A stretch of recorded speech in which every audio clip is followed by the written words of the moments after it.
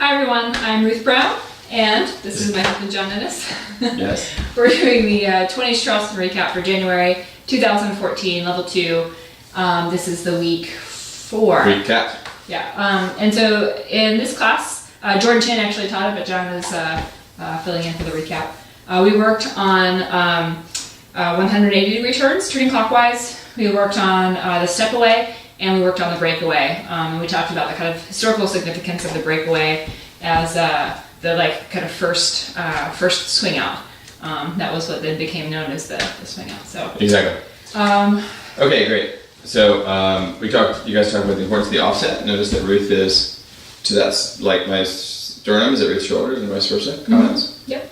Yeah. So we talked about that. In closed position, that's more the lead's responsibility. In open position, followers need to be aware too. And we need to maintain this as much as possible throughout the whole movement, and also maintain this kind of parallel structure. If we start to open up into more like a Lindy Hop V, or Balboa V, it's gonna morph into something different.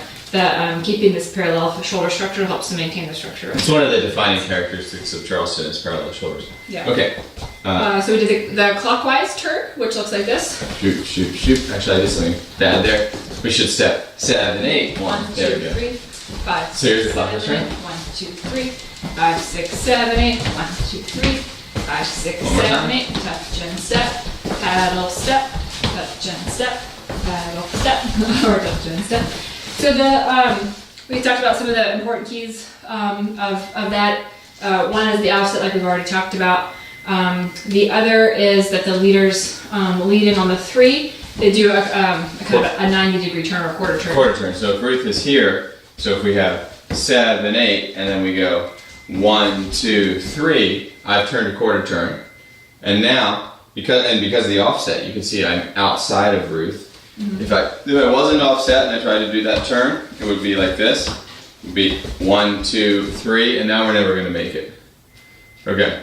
Yeah. So what we have now is we've got 7, 8, 1, 2, 3. Now I ride this energy and I do my touch that way, and Ruth does her touch that way too. It's like the second half of a basic. Mm-hmm. We get touch and step.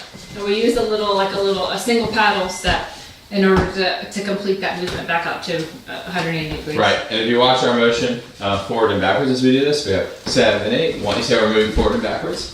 Now we're going to have that same thing. She's going to come towards me on 7. Show it one more time because it's super important. Bum, bum, bum. Beat down. Do, da, da. I touch, she comes forward. And that way she knows that we're going this way. It's very confusing and very hard to follow if there's no energy.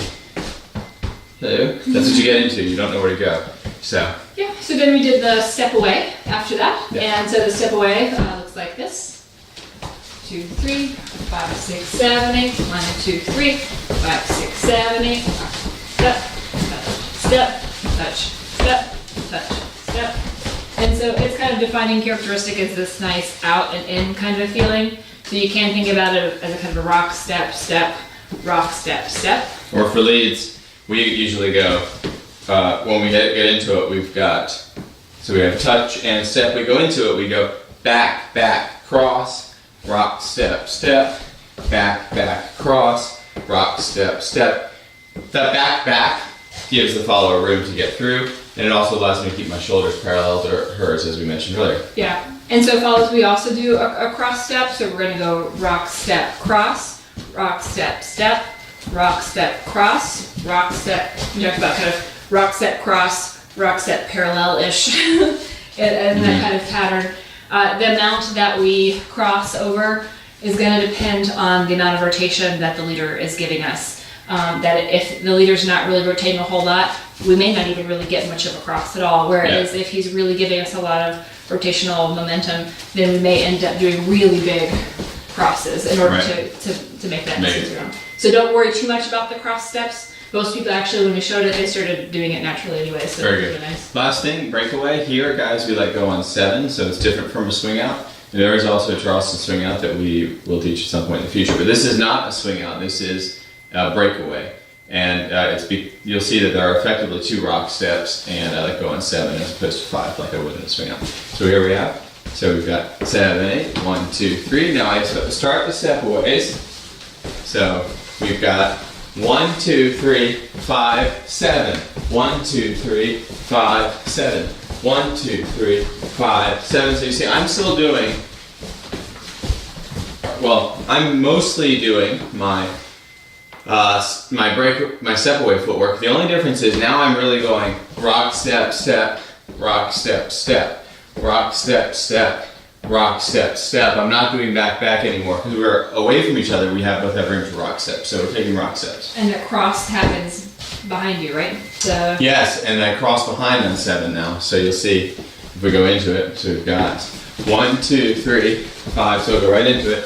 1, 2, 3, 5 on 7. I step behind, as opposed to the step away where I step in front. Now in the breakaway, I step behind on 7.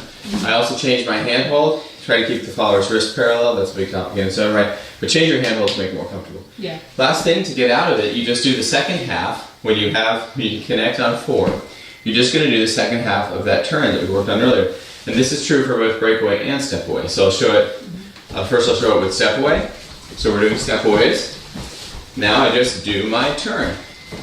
So if we're doing step aways again, 1, 2, 3, 5, here comes a turn. 1, 2, 3, 5, 7. And so we just do the quarter turn. Yeah. And then the leaders bring the follows back. And then we also talked about the importance of maintaining the kind of structure, the distance between the shoulder and the hand as you step back to make sure that the follows clearly come back. Because if you give her, if you move away from your arm and away from your follow, it's going to feel like another step away. She's going to do a step away. Yeah, exactly. So you got to bring her with you on 7, just like you do with the 180-degree turn. Finally, breakaway, same principles. You're actually in the same position, and maybe your hand hold is different, but you're in the same position on 4. So you just complete the exit like you would for step away. So suppose we're doing breakaway. So here we go. 1, 2, 3, 5, 7. We're doing breakaway. 3, 5, 7. So 1, 2, 3, 5. And I bring her forward. And while you're bringing her forward is a good time to change the hand. Yeah, so that was it. That was it. Thanks for coming out. We'll see you guys soon. So what do we have next month in level 2 is Lindy Hop. Level 2 Lindy Hop. So we're going to do a lot of kind of intensive swing out work, work on connection, making it feel nice and good, making it lead and follow. And if we have time, we'll do swivels for ladies. Yeah, that's right. And so check JDEC's website for all the other classes in Richmond. Okay, thanks for coming out. Bye.